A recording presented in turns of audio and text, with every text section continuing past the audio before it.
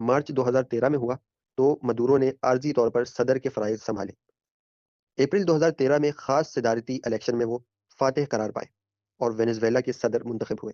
Maduro کی صدارت کے دوران وینزویلا نے بھاری اقتصادی مشکلات، انتہائی مہنگائی یعنی ہائپر انفلیشن اور غذا و ادویات کی قلت کا سامنا کیا۔ ان کے خلاف بار بار احتجاج اور سیاسی بحران بھی ہوئے۔ بہت سے ممالک نے 2018 اور 2024 کے متنازع انتخابات کو ناقابل قبول قرار دیا۔